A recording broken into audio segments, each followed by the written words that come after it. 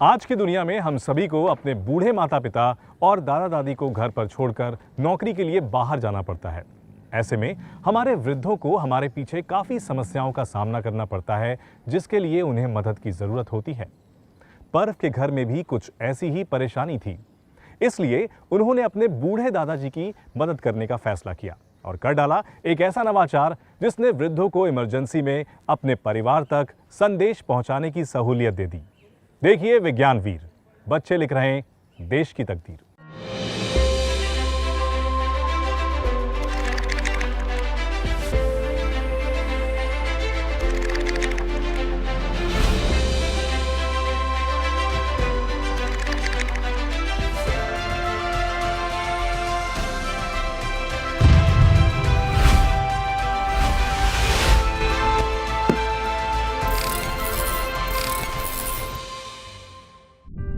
कभी झुमके के लिए मशहूर उत्तर प्रदेश का ये शहर बरेली आज एक छोटे से नवाचारक पर्व कपूर के लिए सुर्खियों में है।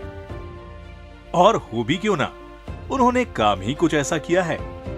मैंने एक डिजिटल अलार्मिंग वॉच बनाई है ओल्ड पर्सन के लिए। जो बूढ़े लोग जो घर में अकेले रहते हैं, उनके बच्चे बाहर काम के लिए चले जाते हैं, या बूढ़े लोग जब बाजार जाते हैं अकेले और वो किसी मुसीबत में आते हैं किसी भी टाइप की, जैसे वो कहीं गिर जाते हैं या कुछ होता है और उन्हें आसपास कोई मदद करने वाला नहीं है, उस टाइम पे वो उस वॉच को, उस पर एक बटन है पैनिक बटन, उसे प्रेस करेंगे तो एक नोटिफिकेशन भेजती है वो वॉच, जो कि ऑल ओवर वर्ल्ड कहीं भी किसी के भी फ़ोन पे जो उनके नियर वंस है, उनके फ़ोन में एक ऐप इंस्टॉल होगा, उस फ़ोन पे एक नोटिफिकेशन आएगा तो उससे वो नियर वंस उनकी हेल्प करने जा सकते हैं। बचपन से ही इलेक्ट्रॉनिक्स और रोबोटिक्स में दिलचस्पी रखने वाले पर्व ने इस डिजिटल अलार्म वॉच को बनाने के लिए गूगल और यूट्यूब की मदद ली, जिसमें मौजूद सॉफ्टवेयर के वीडियोस देख-देखकर इन्होंने शुरुआत में एक बेसिक लेवल की वॉच डिजाइन की, जो कि सिर्फ 15 से 25 मीटर के दायरे में ही काम करता था।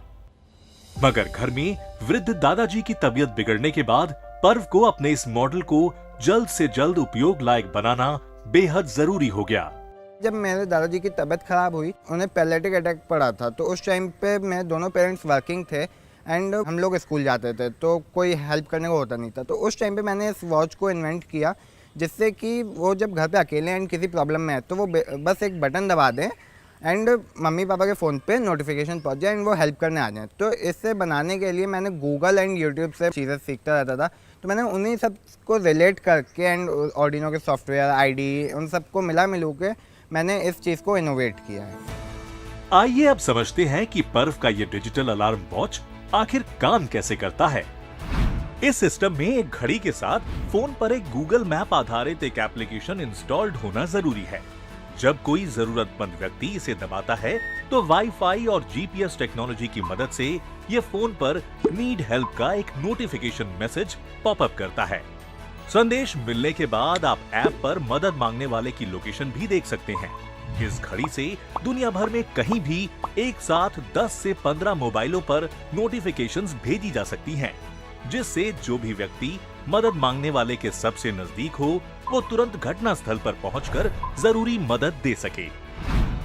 एक बच्चे द्वारा किया गया ये नवाचार न सिर्फ वृद्धों के लिए बल्कि बच्चों और महिलाओं के लिए भी बेहद उपयोगी है। मगर कहते हैं ना, जो सफलता एक बार में ही आसानी से मिल जाए वो सफलता कैसी।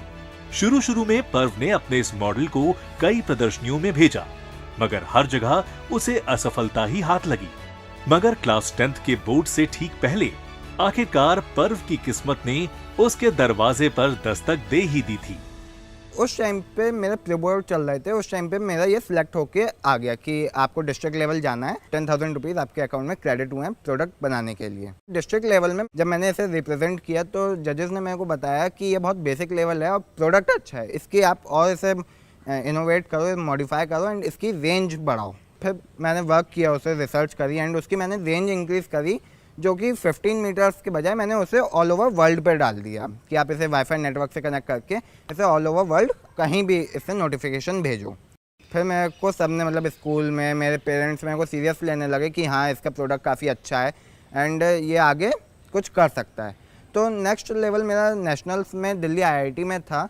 उधर जब मैं गया तो इसमें मैंने GPS सिस्टम और डाल दिया, जिससे कि हम लोकेशन भी पता कर सकें। पर्व के इसी वैज्ञानिक सोच को प्रोत्साहित करने के लिए उन्हें साल 2019 में राष्ट्रीय नवप्रवर्तन प्रतिष्ठान और अभिप्रेरित अनुसंधान के लिए विज्ञान खोज में नवोन्मेष यानी इंस्पायर अवार्ड्स मानक से सम्मानित किया गया। ये योजना विज्ञान और प्रौद्योगिकी विभाग, भारत सरकार द्वारा 6ठी से 12वीं के विद्यार्थियों में सृजनशीलता एवं रचनात्मक सोच की संस्कृति को प्रोत्साहित करने की एक अभिनव योजना है। इस पूरे प्रोसेस के दौरान मेरे जो स्कूल टीचर्स एंड जो मेरे पेरेंट्स थे, उन दोनों ने मेरे को बहुत सपोर्ट किया। मेरे को पढ़ाई में ज़्यादा मन नहीं होता था, तो मैं physics lab and chemistry lab दोनों, मतलब मेरे स्कूल ने मेरे को सपोर्ट फुल किया कि उसमें मैं स्कूल में जाके मैं एनी टाइम मैं अपने ये रोबोटिक्स की चीज़ें ले जाके खुद उसे रिसर्च कर आके बना सकता हूँ।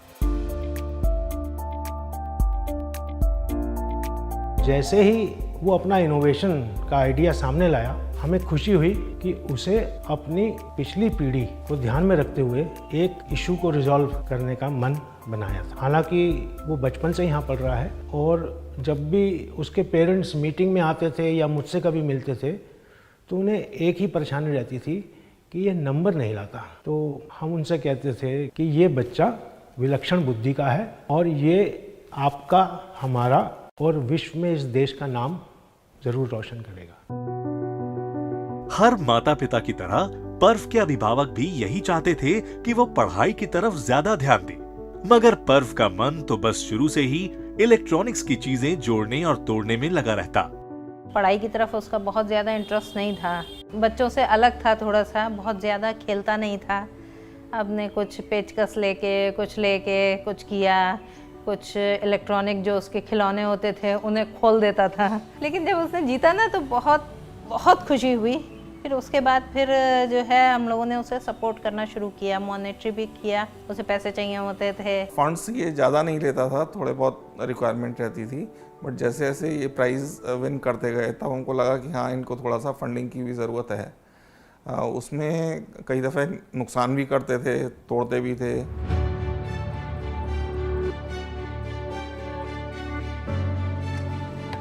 आज पर्व अपने दोस्तों में काफी लोकप्रिय है। वो सिर्फ उनके साथ खेलता नहीं है, बल्कि उन्हें भी कुछ न कुछ नया करने के लिए प्रोत्साहित करता रहता है।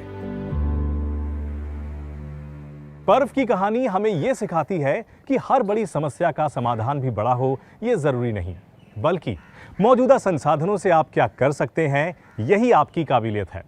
आप भी पर्व की तरह विज्ञानवीर बन सकते हैं। बस जरूरत है तो अपनी आंखें खुली रखने की, अपने आसपास की समस्याओं को पहचानें और विज्ञान के जरिए उनका हल तलाशने की कोशिश करें। विज्ञानवीर के इस एपिसोड में फिलहाल इतना ही। एक और दिलचस्प नवाचार की कहानी के साथ आपसे फिर मुलाकात होगी। तब तक के लिए देखते रहिए इंडिया साइंस। नमस्कार।